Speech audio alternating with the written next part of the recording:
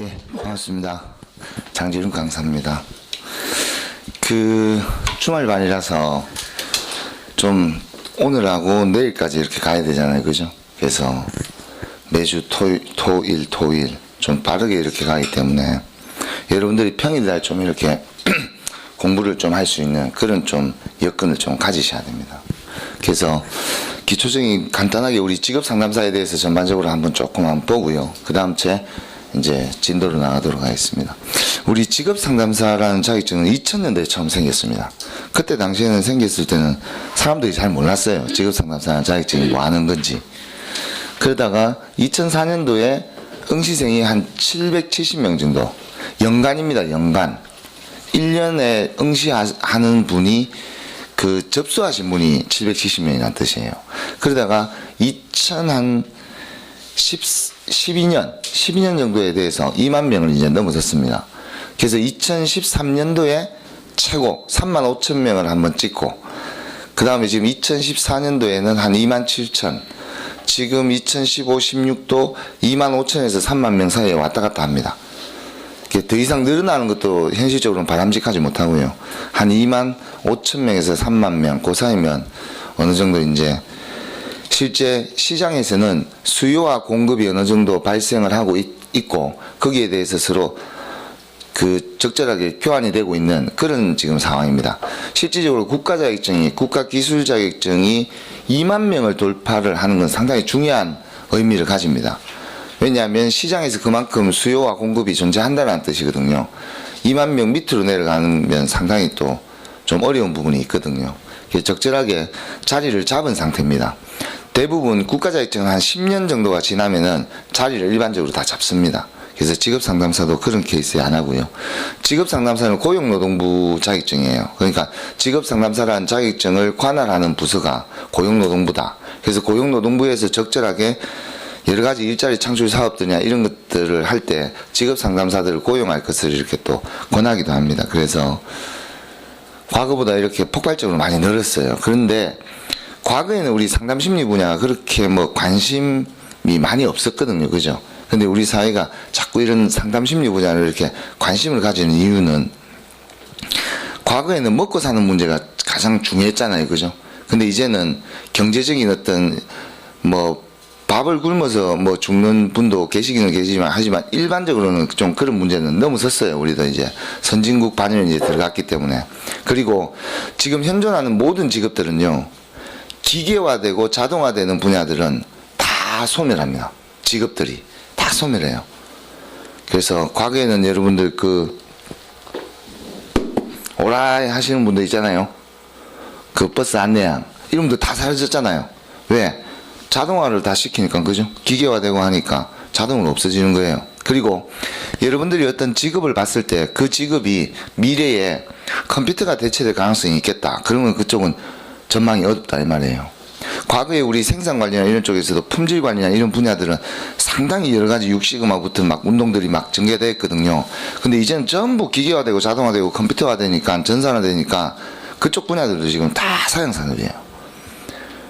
그러니까 당장 사양산업이 될 수 없는 게 이 상담심리 쪽이에요.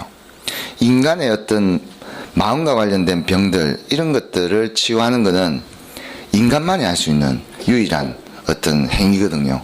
만약에 여러분들이 기계 앞에서 뭔가 자신의 고민을 이야기하고 대화하라 그러면 아마 싫어할 겁니다. 인간은 자신의 마음에 있는 상처를 스스로가 이야기함으로써 50%가 치유가 돼요.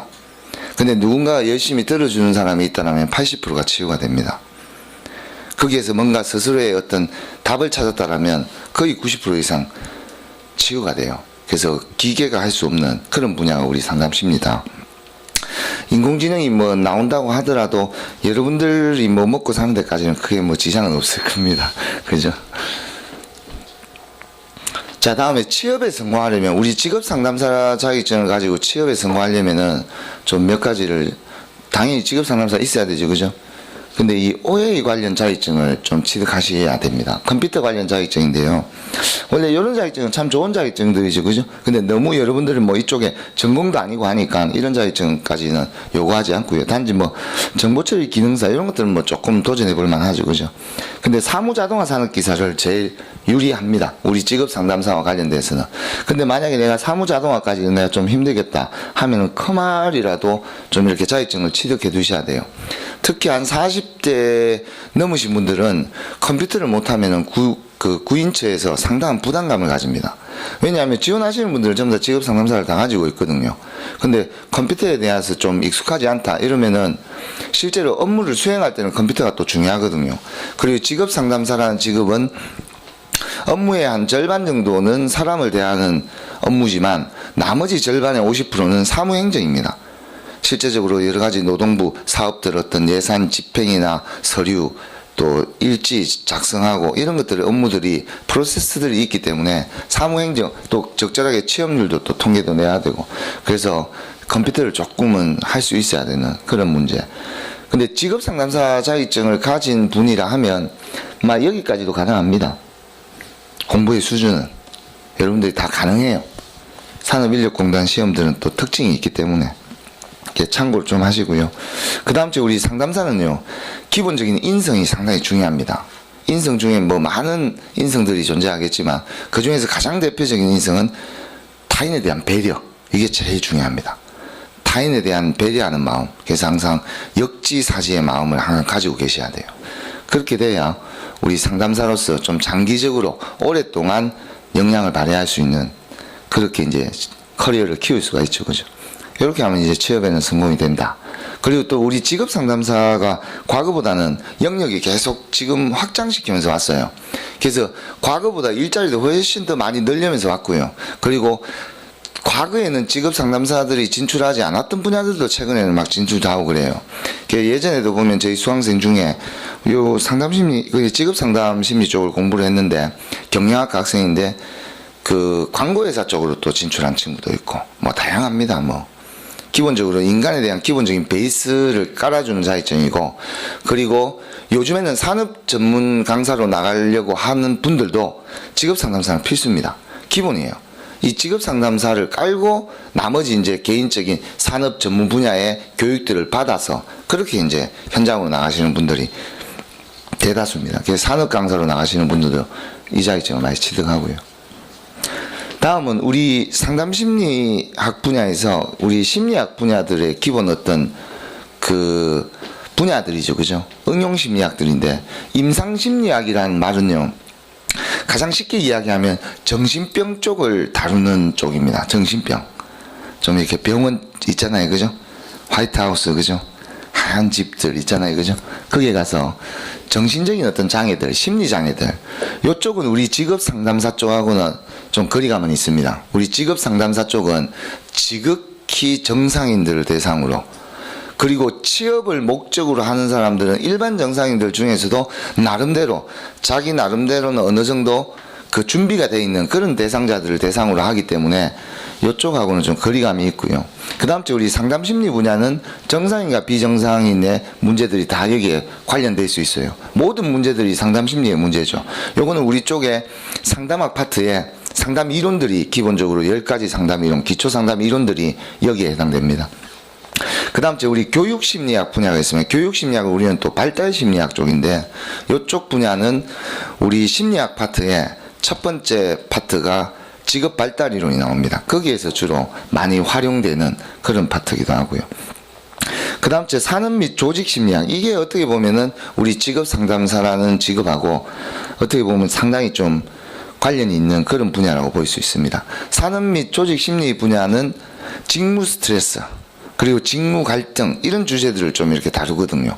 그리고 동기 이론, 동기. 일을 하면서 어떤 동기를 부여해서 내가 뭐 일을 잘 할 수 있을 것인가, 에너지를 투여할 것인가 이런 분야들이 전부 다 관련이 있습니다. 그래서 우리는 요 3가지 분야가 우리 상담 심리에 다 들어가 있고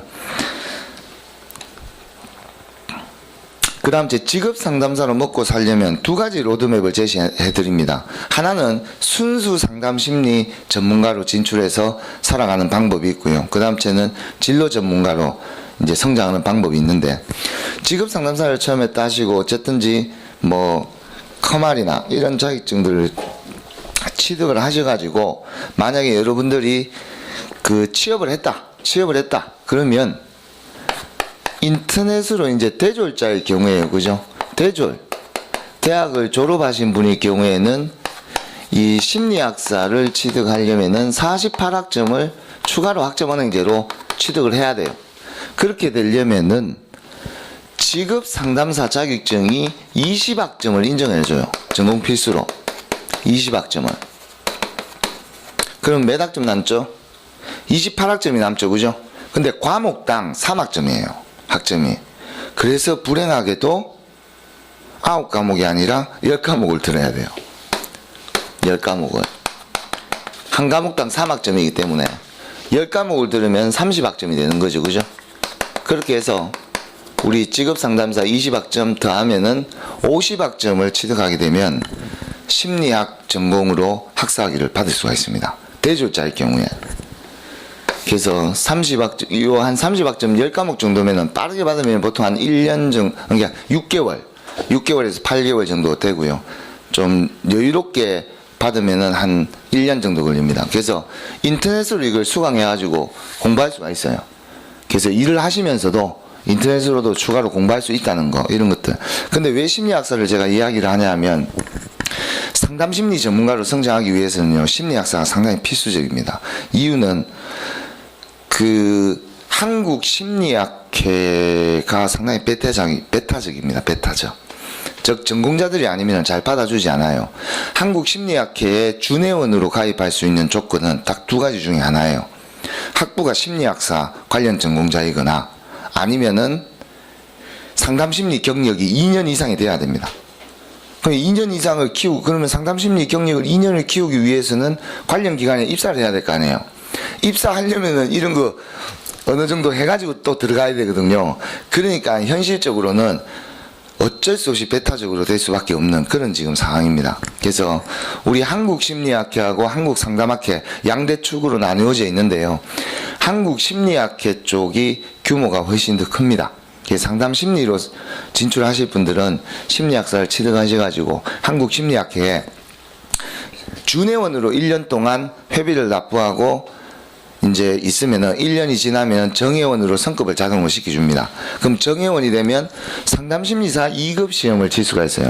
요거는 학교 자체의 자격증들입니다. 그렇기 때문에 학교 안에서 그 시험을 치는 거지만 상담심리사 2급 자체는 우리 사회에서 상당히 전문 자격증으로 인정을 해줍니다.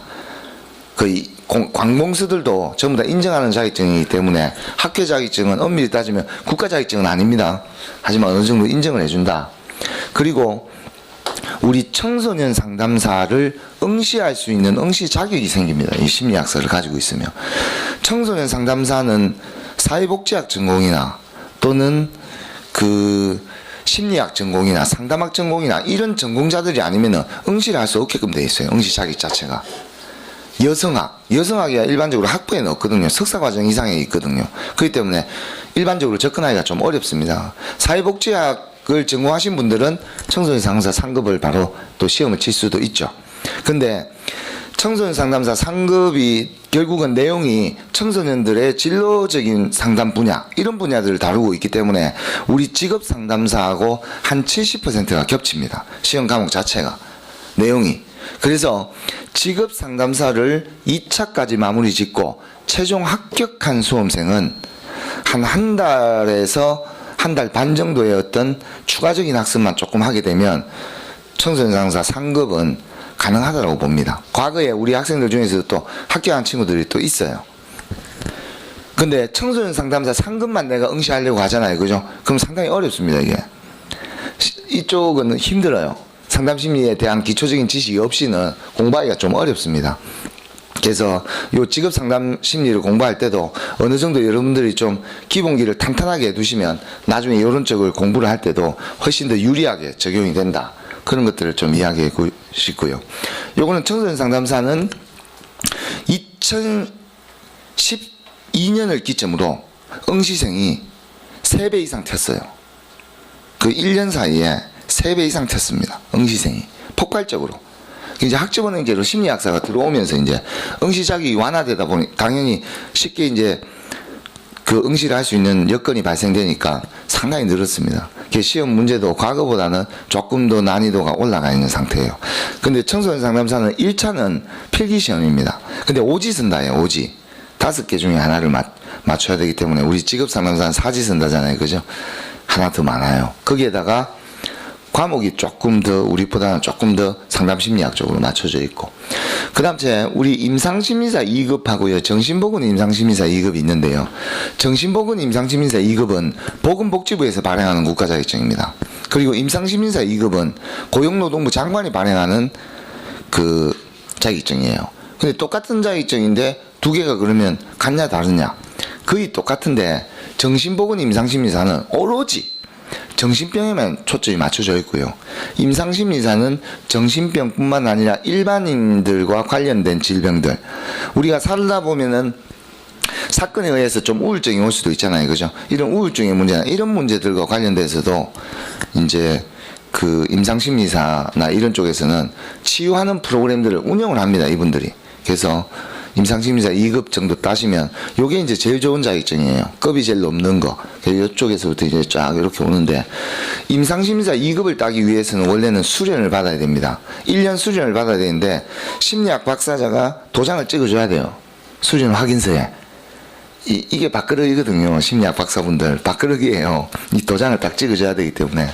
그래서 주말이나 직장인들이나 이런 분들은 대부분 토, 일을 보통 1년 정도를 하는데, 기간으로 따지면은 뭐 1년을 거의 다 채우진 않아요. 보통 한 8개월, 9개월 정도 되면 어느 정도 거의 마무리가 다 됩니다.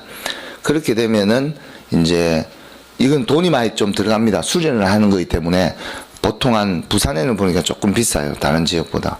한 120에서 한 150. 그 정도의 돈이 듭니다. 참고로 알아두십시오. 여러분들이 상담심리로 성장하고 싶은 분들은 이쪽으로 꼭 가셔야 돼요. 여기는 대졸자일 경우에는 수련 1년을 받게 되면 임상심리사 2급을 응시할 수가 있어요.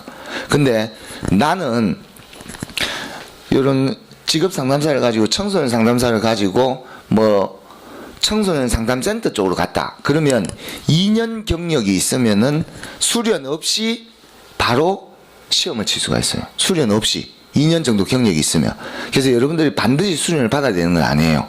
근데 내가 만약에 경력을 2년을 쌓고 수련 없이 시험을 보겠다. 그러면 아무래도 어려움은 좀 있습니다. 왜냐하면 이 수련 1년 과정 자체가 임상심리사 2급을 공부하는 기간이에요. 수업 내용에 대해서 거의 다 지도를 합니다. 답안 작성을 어떻게 하고 이런 내용이 실제로 보면 거의 강해요. 이게 전부 다. 그렇기 때문에 가능한 한 솔직히 경력을 쌓아서 시험 치는 것도 좋지만, 결국은 여러분들이 원하는 게 만약에 자격증을 취득하는 거다 그러면 저 역시 조금 수련을 권합니다. 왜냐하면 그게 자체가 공부가 돼요. 그 자체가. 그래서 여기 따면은 정신보건 임상심리사도 2급도 수련을 바로 들어갈 수 있는 그런 또 상황이 되고요. 지금 요거는 이제 자격증이 앞으로 이제 생길 자격증인데, 보건복지부에서 2014년도에 한번 발표를 했어요.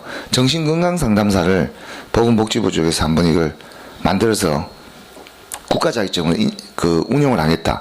지금 현존하는 국가자격증에 상담이란 글자가 붙어있는 자격증은 2개밖에 없습니다. 나머지는 전부 다 상담자가 들어가도 전부 다 국가자격증이 아니에요. 직업상담사 국가자격증이고요.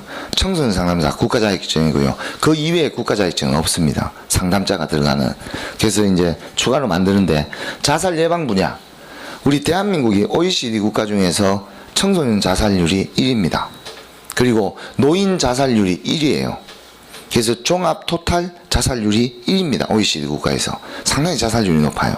그래서 이 문제를 또 해결하는 어떤 분야들, 자살 예방 전문가. 그 다음 중독 예방은요, 알코올 중독, 그죠? 도박 중독, 그죠? 요즘에는 게임 중독, 요즘에는 또 모바일 중독도 있고요, 그죠? 중독 현상이 많습니다. 이런 것들도. 중독 쪽은 주로 남성분들이 좀 많아요. 남성분들이. 아무래도 좀 내담자들이 다루기가 어렵다 보니까 남성분들이 이쪽은 좀 많고, 그 다음 치매 예방 분야는 앞으로 전망이 상당히 밝은 쪽입니다. 이쪽은 치매 예방 쪽은. 과거에는요, 어떻게 하면 내가 오래 살 수 있을까, 이런 게 주제였거든요. 근데 요즘에는요, 어떻게 하면 내가 건강하게 오래 살 수 있을까. 왜냐하면 한 70대 정도 돼서 병원에서만 30년을 있다가 돌아가셨다. 100세 시대인데 그거 얼마나 불행해요. 개인의 삶으로 봤을 때. 그죠? 그렇기 때문에 내가 어떻게 건강하게 살다가 딱 한 이틀, 3일 정도 이렇게 조금 몸이 불편하게 있다가 탁 돌아가시면, 그것도 주무시다가 편안하게 돌아가시면 제일 행복한 거죠. 그죠? 그것보다 행복한 게 없어요.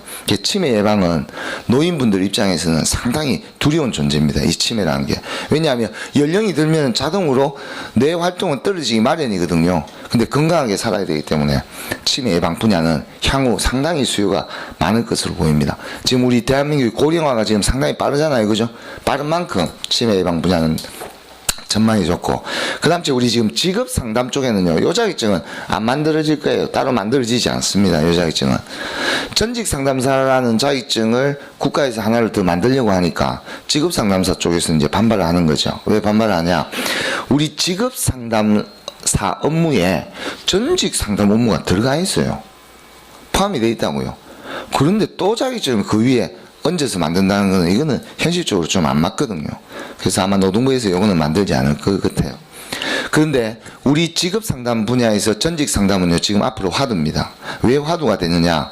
상당히 폭발적인 어떤 직업 상담 분야에서는 이쪽 분야가 새로운 영역으로 더 확장이 될 가능성이 높아요. 이유는 2012년도를 기점으로 해서 20대 인구 그리고 40대 인구가 있는데 40대 인구가 20대 인구를 초월했어요. 원래 우리가 인구는요, 기본적으로 피라미드 형태거든요. 그죠? 나이가 들면 들수록 사고라든지 또는 다양한 어떤 위험에 노출돼 가지고 사망할 가능성이 높은데, 지금은 우리 대한민국은 호리병 형태이기 때문에 20대 젊은 층들이 부족해요. 오히려 40대 인구가 더 많다 이 말이에요. 그래서 40대 분들이 새로운 일자리들을 구하는 이런 문제는 앞으로 상당히 중요한 문제가 됩니다. 청년 실업 문제는 어느 정도 이 시기가 지나고 나면 어느 정도 좀 완화가 될 가능성은 있어요. 왜냐하면 생산 가능 인구 자체가 줄어들고 있기 때문에 사람 일자리가 없어서 이렇게 하기는 나중에는 그런 상황은 좀 없고요. 단지 40대 이후 분들이 재취업을 할 때 엄청난 사회의 어떤 문제점으로 또 이렇게 나타날 수가 있어요. 그래서 전직 상담은 지금 노동부 입장은요, 300인 이상 사업장에 직업 상담사 1명을 의무 고용하는 것을 입법화를 추진하는데 당연히 경제인 단체의 저항을 받습니다. 정경련이라든지 또는 대한상공회의소나 이런 데는. 왜냐하면 한 명을 무조건 의무 고용하게 되면 무조건 임금을 지급해야 되잖아요. 그죠? 그래서 지금 아직 법안이 통과는 안 되고 있는 상태인데, 앞으로 향후 300인 이상 사업장에 직업 상담사를 의무 고용하거나 또는 그 전문 전직 상담 업체, 민간 업체에 위탁 운영하는 형태로 갈 가능성이 높아요. 그럼 위탁 운영하게 되면 거기에 있는 상담사들은 또 민간에서 직업 상담사를 뽑아야 되거든요. 그래서 그렇게 운영하게 되면 상당히 또 이렇게 전직 분야가 전망이 꽤 있겠다. 이렇게도 우리가 볼 수가 있습니다. 그 다음은 직업 상담 전문가로 성장하는 방법인데요. 우리 직업 상담사는요, 학부에 전공이 없어요. 석박사 과정은 있거든요. 근데 학부에 전공이 없어요. 그렇다 보니까 학부에 가장 근접한 학과가 뭐 어디냐? 그럼 사회복지학과가 우리하고 좀 더 근접해요. 왜냐하면 여러분들 최고의 복지가 뭐죠? 최고의 복지가 뭘까요? 최고의 복지. 여러분들이 직업 상담사를 공부하다 보면요, 최고의 복지가 이거구나 라고 알 수가 있습니다. 일자리 창출이에요. 일자리를 창출하게 되면요, 그 사람이 뭔가를 할 수 있게 되죠. 그죠? 그럼 당연히 움직임이 있을 거 아니에요. 일을 하려면. 그러면 개인적인 건강 유지도 됩니다. 열심히 인생을 사신 분이 한 60대 넘어서 정년퇴직해갖고 아무것도 안 하면요, 갑자기 우울이 옵니다. 갑자기 공허함이 밀려오고. 그래서 일을 계속 하시는 분들은 소일거리라도 일을 좀 해야 삶의 활력이 되거든요. 거기에다가 소득이 생기죠. 그런 것들이 생계 유지를 하는데 상당히 또 의미가 있고요. 그죠? 그래서 최고의 복지는 일자리 창출이다. 그런 관점에서 우리는 학부에 사회복지사하고 관련이 많습니다. 우리 직업상담사하고. 실제로 사회복지사 분들이 가지고 있는 역량들이 직업상담사에서 거의 필요로 하는 역량들이 참 많아요. 그래서 또 혹시라도 전문대졸일 경우에는 참고 마십시오. 전문대졸일 경우에는 80학점을 인정을 받잖아요. 80학점을 인정을 받기 때문에 나머지 60학점을 만약에 따야 된다. 이렇게 될 때 저는 개인적으로 심리학을 좀 권하기보다는 이런 분들한테는 전문대졸 경우에는 사회복지학을 좀 권합니다. 왜냐하면 사회복지학이 42학점을 따야 사회복지사 2급 자격증이 하나 생기거든요. 심리학은 이거는 한 6개월 막 이렇게 해가지고 따도 따로 자격증은 안 나와요. 그냥 그 학사학위만 그냥 하나 더 주는 거죠. 그죠? 그래서 42학점을 받게 되면 사회복지사 2급을 줍니다. 국가 자격증이죠. 그죠? 보건복지부 자격증. 요거를 하나 받은 상태에서 나머지 18학점이죠. 그죠? 18학점은 보건복지부에서 주는 건강가정사라는 또 이 자격증이 발급을 안 해요. 그냥 과목 이수입니다. 이게 이쪽하고 겹치기 때문에 요거를 플러스를 하면 60학점을 따게 되면 4년제 학사학위, 사회복지 학사학위를 다시 또 받을 수가 있죠. 그죠? 복지 학사. 사회복지학 학사를 받은 상태에서 사회복지사 2급이랑 건강가정사까지 이렇게 세팅을 해가지고 하면 전문대졸에서 이렇게 바꿀 수 있죠. 그렇게 해가지고 요즘에는 일반적으로 대학원을 바로 가는 경우가 많지 학사 쪽을 막 이렇게 투여하는 경우는 잘 없어요. 과거에 비해서는. 요즘에 학력 인플레가 전반적으로 다 심하기 때문에. 그래서 대학원도 관심 있는 분들은 뭐 등록금만 있으면 됩니다. 등록금만 있으면 다 가요. 요즘 우리 사회는요, 이 과거에 비해서는 그 학력 사회가 아니기 때문에 훨씬 더 좀 공부에 대해서는 본인이 하고 싶다라면 누구나 다 할 수 있습니다. 그래서 그런 쪽으로 이제 진출하게 되면 이제 공공기관이나 복지기관, 참고로 40대 이후 분들은 공공기관의 문을 많이 두드리시는 게 좋아요. 구청이나 관공서, 고용센터. 왜냐하면 유리합니다. 구청이나 이런 데는요, 젊은 20대나 30대 친구들은 안 뽑습니다. 왜냐하면 구청에 오는 대상자들이 전부 다 좀 연세가 좀 많아요. 좀 장애인 분들도 많고, 이런 분들을 응대를 하면서 이렇게 안내를 하려면 어느 정도 연령이 좀 있고 사회 경험이 좀 있어야 됩니다. 그래서 구청이나 관공서는 전부 다 좀 연령이 많은 분들을 고용을 하려고 노력합니다. 이유는 연령이 많은 분들은 민간 쪽에서 취업이 잘 된다 안 된다? 잘 안 되겠죠. 그죠? 그래서 관공서 쪽에서 좀 우대해서 선발하는 측면이 있습니다. 그런 것들 참고를 하시고요. 그 다음 제 진로상담 전문가로 이제 여러분들이 성장한다면 심리학사를 해서 직업상담사를 해서 내가 진짜 진로 전문가로만 내가 성장하겠다. 상담 전문가로 성장하겠다. 그러면 청소년 상담사는 꼭 취득을 하셔야 돼요. 근데 청소년 상담사를 내가 취득을 못하겠다. 그러면은 청소년 지도사 2급이라도 취득을 하셔야 돼요. 청소년 지도사 2급은 인터넷으로 8과목을 듣게 되면 시험을 응시할 수 있는 자격을 줍니다. 8과목. 근데 청소년 지도사는 상급은 하시면 안 돼요. 상급은 거의 죽은 자격증입니다. 이제는 거의 쓸모가 없어요. 과거에는 쓸모가 있었거든요. 상급 따가지고 실무에서 1년 정도 있으면 2급으로 성격시켜주고 이런 게 있었어요. 근데 지금은 의미가 없어요. 상급이란 자체가. 상급이 7과목 수강하는 거거든요. 의미가 없어요. 왜냐하면 상급을 요구하는 데는 아무 곳에도 없습니다. 전부 다 2급부터 시작을 해요. 그래서 청소년 지도사는 혹시 관심 있는 분들은 한 8과목 정도 인터넷으로 수강하시면 청소년 지도사 2급을 또 가지고 직업 상담사 있고 이러면은 어느 정도 청소년 관련 기관 쪽으로 진출하는데 상당히 도움이 되겠다. 그 다음 우리 직업 상담사 쪽은요, 우리 직업상담사 자격증을 따게 되면 뭐 당장 필요한 거는 실제로 밑에 있는 MBTI 교육이나 스트롱 흥미검사, 집단상담 이런 쪽과 관련된 프로그램들에 대한 교육을 받으셔야 되는 게 중요한데 MBTI의 본고장이 어디죠? MBTI의 본고장 부산입니다. 부산 해운대예요. 해운대 센터. 해운대가 MBTI의 본고장입니다. 우리 부산에 부산대학교 교육학과 심혜숙 교수님, 그리고 서강대학교 김동성 교수님, 이 두 분이 MBTI를 한국에 최초로 번역판을 냈거든요. 저작권이 이 두 분한테 있어요. 그런데 김동성 교수님, 서강대학교 김동성 교수님은 신부님이에요. 서강대학교 천주교 있잖아요. 그죠? 그게 신부님이고, 부산대학교 심혜숙 교수님은 수녀님입니다. 그래서 종교인들이 이걸 이렇게 해가지고 도입을 했기 때문에 어마어마한 저작권료를 받거든요. 아마 매월 몇백은 될 겁니다. 아마 가만히 있어도 아무것도 안 해도. 근데 그게 전부 다 사회로 또 결국 환원이 되고 이런 측면이 있기 때문에 부산은 토요일이나 일요일 날 거의 MBTI 과정이 있습니다. 근데 요즘에는 아마 심혜숙 교수님이 강의를 좀 안 하시는 것 같아요. 한 2년 전까지만 하더라도 자주 하셨거든요.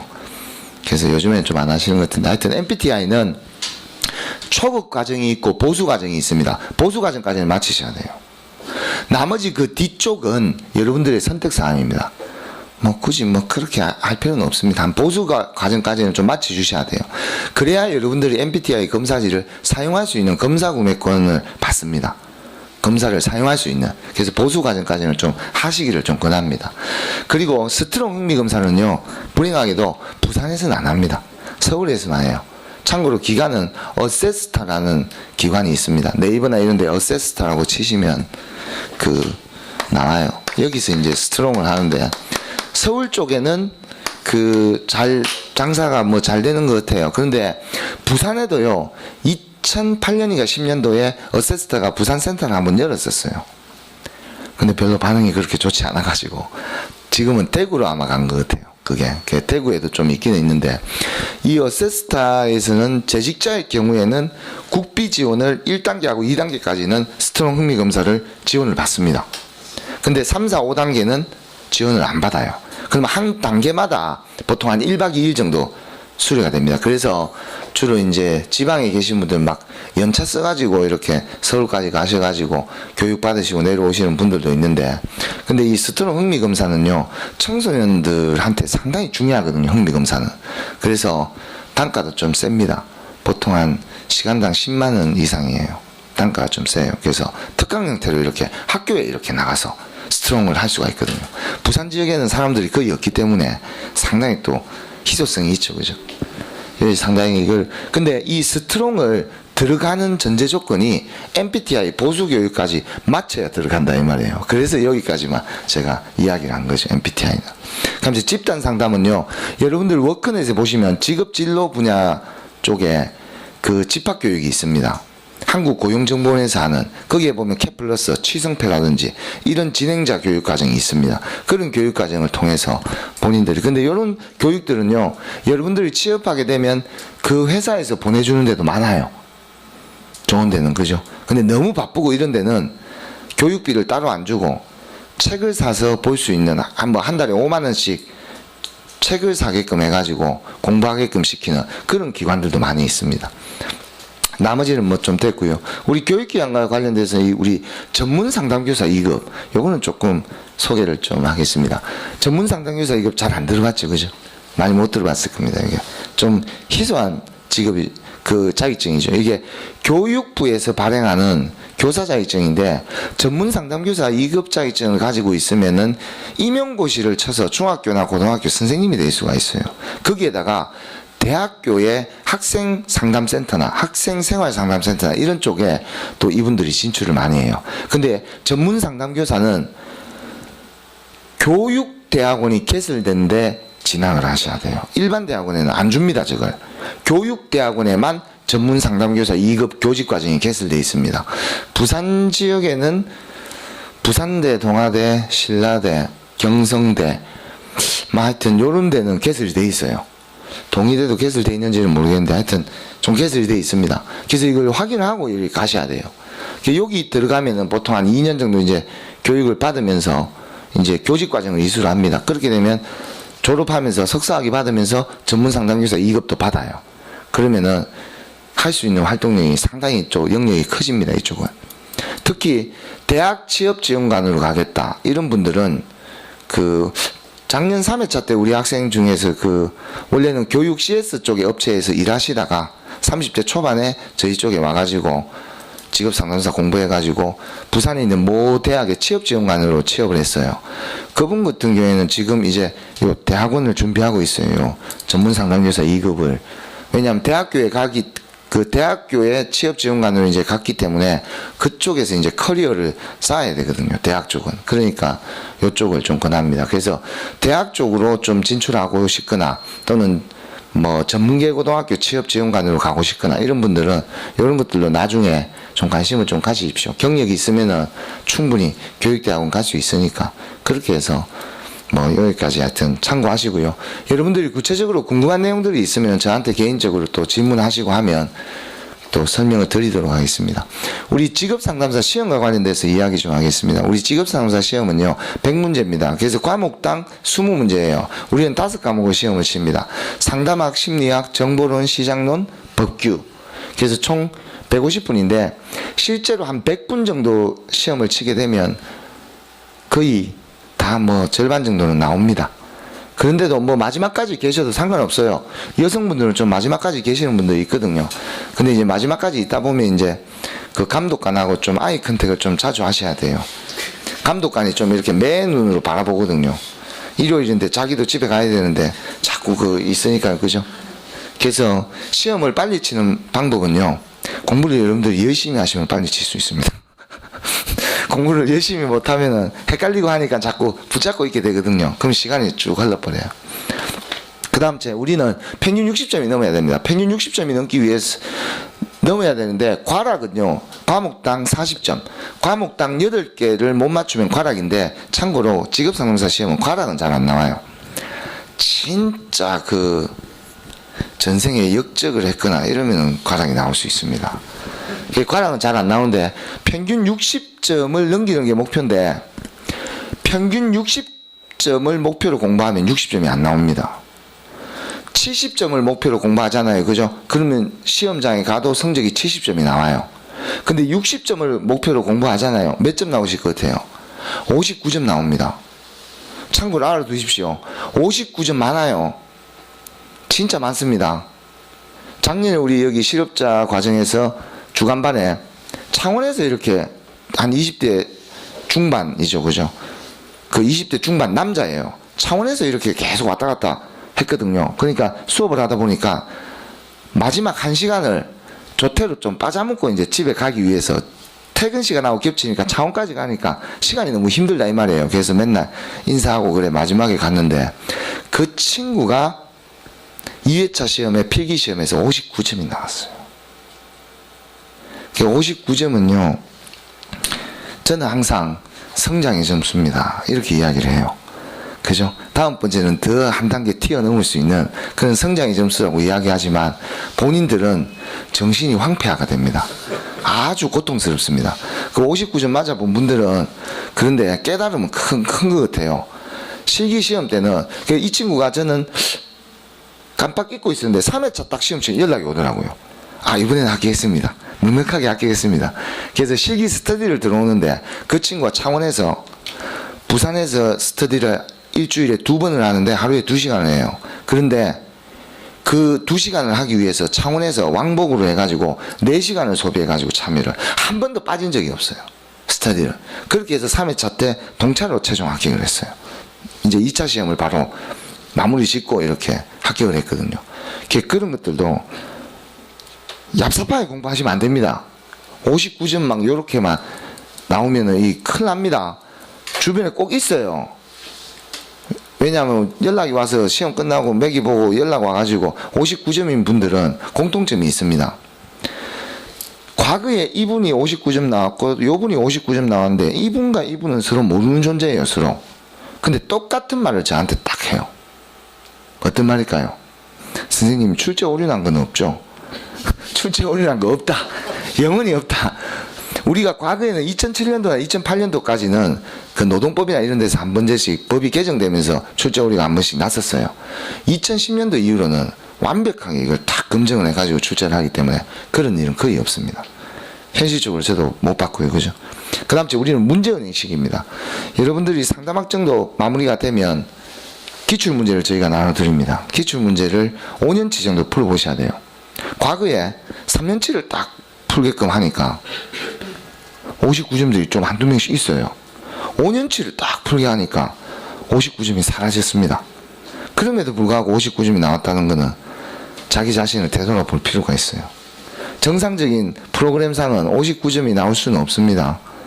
여러분들은 참고로 나중에 비밀노트라는 걸 드려요. 5과목을 서브노트 한 거, 시험 문제에 가장 많이 나왔던 거, 엑기스 등을 뽑아가지고 그것도 다음 주에 드릴 겁니다. 그거는 오늘 이제 좀 하고요. 여러분들 이제 시간이 짧기 때문에 빨리빨리 해야 되겠다. 전략 과목은 상담학과 심리학, 노동법입니다. 노동법이 효자 과목입니다. 저게 1차 시험에는 있거든요. 2차 시험에는 없어요.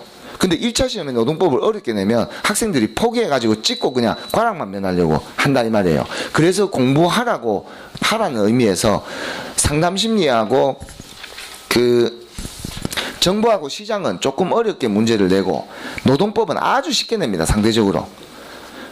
여기에서 혹시 월급을 못 받아 보신 분 있습니까? 월급 한 번도 못 받아 보신 분? 한 번이라도 지금까지 살아오면서 월급 못 받아 보신 분? 예전에 저 여성가족부에서 하는 경력 단절 프로그램에 가니까 여성 한 분이 20년 넘게 직업을 한 번도 가져본 적이 없다. 결혼은요, 대학 졸업하면서 바로 결혼해가지고 자녀 출산하고 육아하고 이래가지고 직업을 못 가져봤더라고. 그런 경우에는 노동법이 힘듭니다. 월급을 한번 받아봤다는 사람은 최소 50점을 깔고 시작해요. 유리합니다. 그래서 직장인들이 대학생들 강의하면요 되게 못 알아들어요. 노동법을 이야기하면. 근데 직장인들은 뭐 딱 이야기하면 다 알아듣습니다. 거기에서 내가 돈을 한번 띠봤다 그러면 70점이 넘습니다. 실제 70점이 넘어요. 띠 본 사람들은 자기가 막 찾아보거든요. 이 학습이 이미 다 됐어요. 그리고 또 어떤 분들이 있냐면 우리 회사 사장님을 노동부에 고발한 적이 있다. 이런 사람도 있어요. 또 근로기준법 위반이나 또 이렇게 급여 안 줘가지고 또 늦게 줘가지고 띄인 건 아니죠. 그죠? 띄인 건 아니지만 돈을 늦게 받아가지고 또 이렇게 고발하는 경우가 있거든요. 그거 많습니다. 여러분들. 생각보다. 아르바이트 뭐 열정페이 하면서 막 주휴수당 다 빼쁘고 이래가지고 고발해봤다. 이런 친구들 70점이 넘어요. 거기에서 고용보험을 내가 받아봤다. 고용보험. 그게 띠봤다 해서 고용보험 받아봤다까지 들어가면 80점 이상입니다. 실제로 산전수준 다 겪은 사람들이 노동법을 잘해요. 기본적으로 설명하면 다 알아들어요. 수업만 딱 듣고도 가서도 80점 안다니까요. 참고로 실업급여 받아보신 분들 있잖아요. 그죠? 뒤쪽에 고용보험법 전부 다 구실업급여 내용을 다시 하는 거예요. 그냥. 근데 본인들이 더 잘 알아요. 얼마씩 나온다더라 한 달에 대충. 때려보면 다 나와요. 그래서 정보로는요. 시험 범위는 제일 짧습니다. 분량이 제일 적고요. 그래서 단기간에 공부하기에는 60점 이상 넘기기는 아주 좋은데 이게 좀 구석진 문제, 교과서에 없는 문제들 한 번씩 출제합니다. 요게 좀 맥이 있어요. 이런 것들은 여러분들 기출 문제를 통해서 보완을 하시면 돼요. 교과서에 없는 내용들은 거의 다 기출 문제에 있는 내용들을 정보론에서 출제합니다. 제출을 한다는 뜻이에요. 다시 60%만 돌리기 때문에. 노동시장론은요 앞쪽에 나오는 수요 공급 파트 한 파트가 있어요. 거기에서 총 수요 공급까지 다 치면 최고 많이 나와도 4문제가 나올 겁니다. 나머지는 뒤쪽에 있는 문제들은 아주 쉽습니다. 노동시장론 앞에 있는 수요 공급이 상당히 어렵습니다. 그 파트 할 때는 절대 결석하지 마시기 바랍니다. 왜냐하면 거기는요 수업을 할 때는 다 알아들었어요. 다음날 지나면 또 모르고 이래요. 그리고 또 한 가지는 수업 시간 때 쭉 듣다가 오케이 하다가 잠시 이렇게 뭐 바깥에 뭐 새 날라가나 이렇게 보고 있다가 또 이렇게 딱 보면은 뭔 소리인지 그때부터 몰라요. 중간에 끊기면 안 됩니다. 노동시장론은. 그래서 앞쪽에 한 서너 시간 노동시장론 할 때는 절대 결석하시면 안 됩니다. 그 다음 주에 우리 그 공부를 하는 과정인데요. 그죠? 상담학을 공부할 때는요. 내가 실제 그 상황에 처해져 있는 모습을 상상해야 이해가 다 갑니다. 그래서 여성분들은 상담학을 공부를 잘해요. 기본적으로. 뭐 이렇게 이런 거 아닙니까 얘기하면 벌써 다 알아들어요. 근데 남성분들은 이런 거 아닙니까 이러면은 못 알아들어요. 좀 논리적입니다. 남성분들이 여성분들에 비해서 감수성이 좀 더 약하기 때문에. 그래서 상담학을 공부할 때는 내가 그 마음이 돼야 돼요. 그 사람의 마음. 어떤 우울하다, 우울증이 있는 내담자다 그러면 우울한 마음을 자기가 느껴봐야 이해가 됩니다. 느껴보지 못하면 이해가 안 돼요. 그 다음 제 심리학 파트는요 전부 다 그 비교식으로 되어 있어요. 여기 한번 볼게요. 우리 심리학이 만들어진 심리검사 도구가 만들어진 거는요 여기에 일반인들이 전부 다 이렇게 다 점을 찍어 놨어요. 일반인들이. 그러면 나는 아무리 생각해도 나는 정상인데 심리검사를 해봤다 이 말이에요. 근데 내가 얘 있어요. 그럼 정상이다 아니다? 비정상입니다. 제가 여기 있어요. 정상이다 비정상이다? 비정상입니다. 일반인들의 범주 안에 들어와 있어야 돼요. 그래서 딱 잘랐을 때 이쪽이면 이쪽에 대한 설명들이 쭉 나와 있을 거 아니에요. 여기에 나와 있는 설명을 뒤집으면, 반대로 뒤집으면 여기에 있는 내용들이 성립을 하게끔 돼 있어요. 그래서 비교식으로 공부하는 게 심리학은 공부하는데 아주 중요합니다. 뒤집는 거, 반대로 뒤집는 거. 그 다음에 정보론은요, 짧기 때문에 시험 범위도 짧고 나오는 것들이 다 정해져 있기 때문에 조금 암기에 조금 유리하면 정보론은 점수 따기가 좋습니다.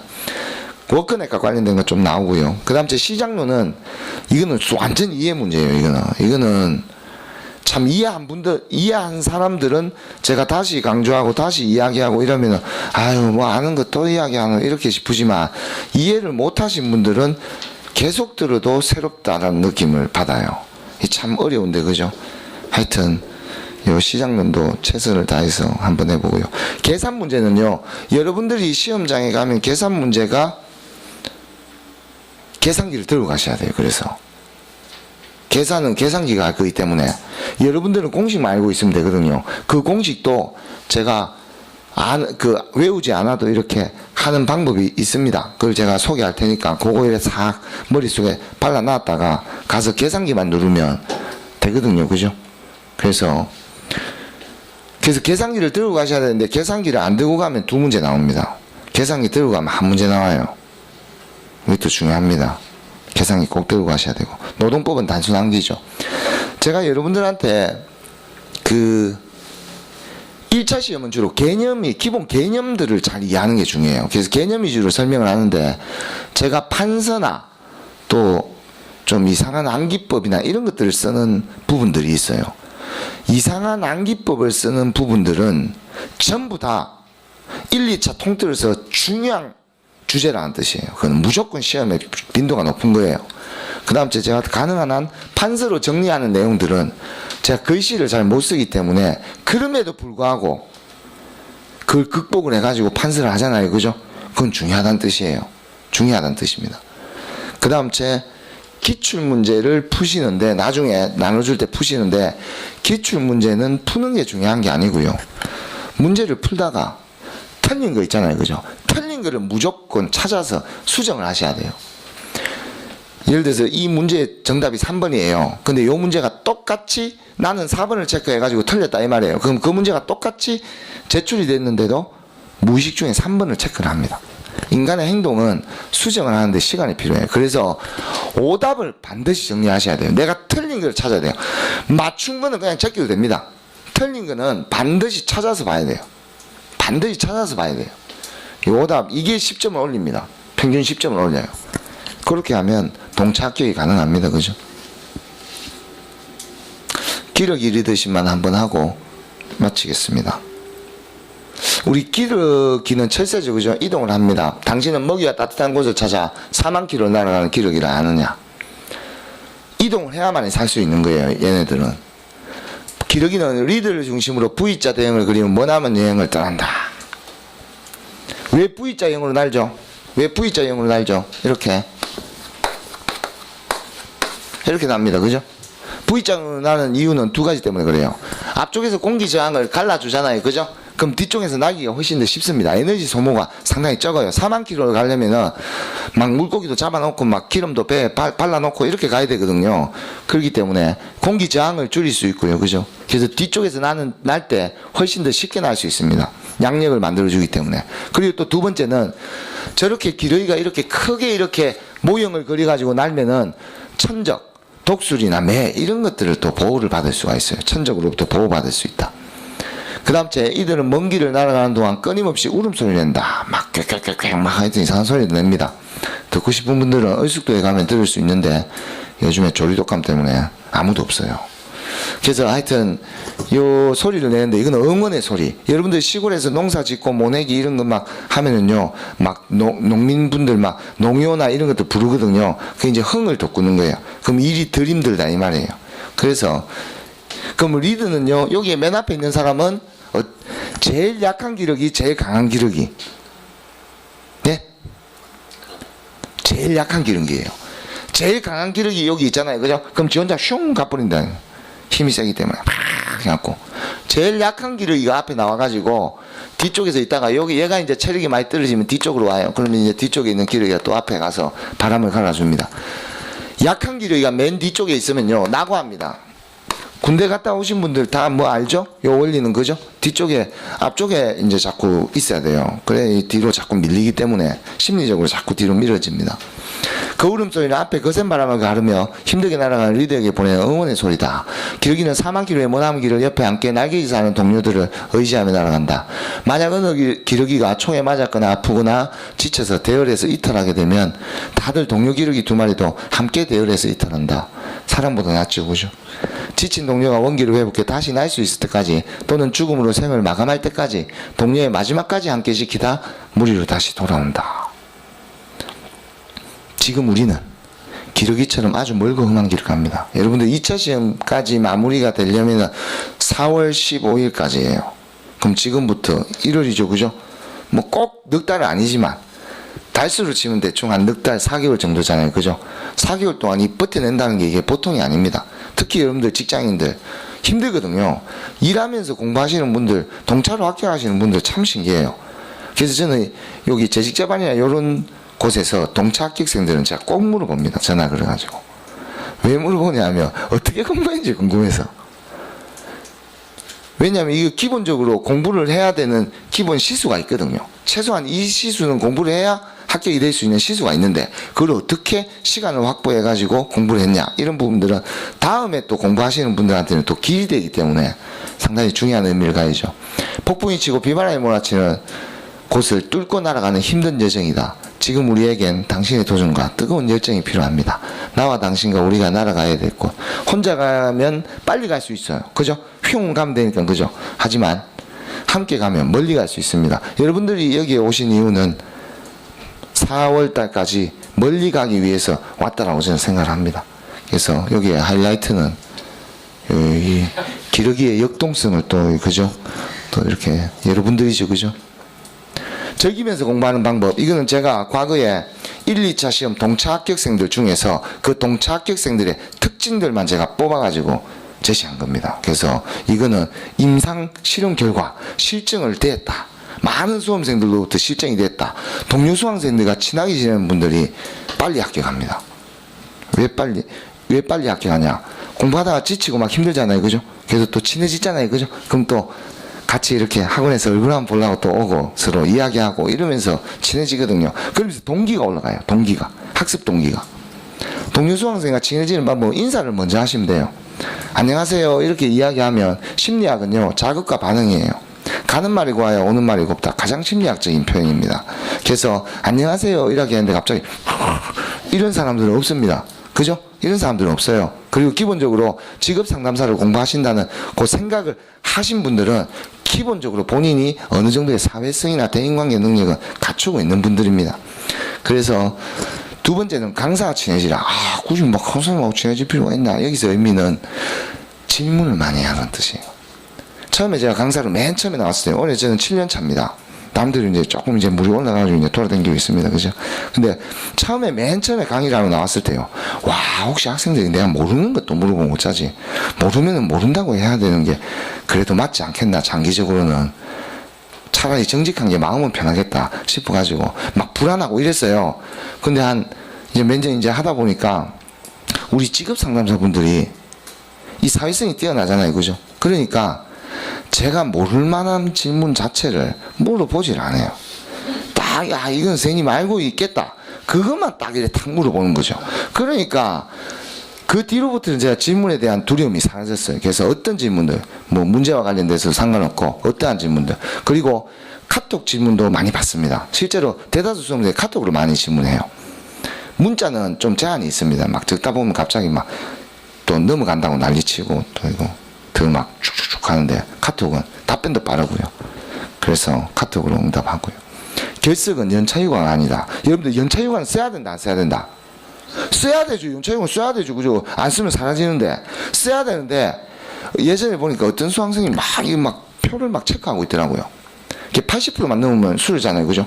아무 문제 없어요. 지원을 받는데 80%가 출석이 넘어야 되니까 20%를 어디서 전략적으로 써야 될까 막 이렇게 막 그 시간표를 짜고 있더라고요. 언제 내가 이걸 써야 될까 이 연차라고 생각을 하고 그죠? 그런데 여러분들은 또 직장이기 때문에 토, 일을 수업 하다 보면 좀 힘들 수가 있어요. 그때는 저는 뭐 주말반은 조금 뭐 쓰셔도 된다라고 저는 봅니다. 왜냐하면 주말이 힘들거든요. 토, 일까지 여러분들이 공부를 한다는 게 시간 되시면 또 나오면 좋은데 그죠? 그래서 여러분들의 출석은 어떤 출석이다? 꿈 출석, 꿈 출석. 되게 분위기가 쎄하네요. 그죠? 대부분 이렇게 하면 좀 이렇게 반응이 좀 나오고 하는데. 여러분들 출석 체크는 뭐라고요? 운명입니다, 이거는. 이 체크를 하면요. 정상철씨가 딱 나와야 돼요. 탁 체크하면 정상철씨 하면서 나옵니다. 나중에 나갈 때 체크해 보십시오. 정상철씨라고 나옵니다. 근데 이 출석을요. 예전에 한번 야간반에 밤에 수업을 하는데 마치고 나서 보슬비가 왔어요.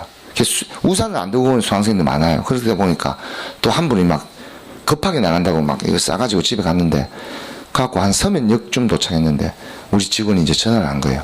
아 선생님 출석 체크를 안 하셨네요. 그래가지고 다시 이제 또 막 비를 맞고 이제 오셔가지고 출석 체크를 다시 하고 갔거든요. 저는 그분의 얼굴을 잊은 적이 없어요.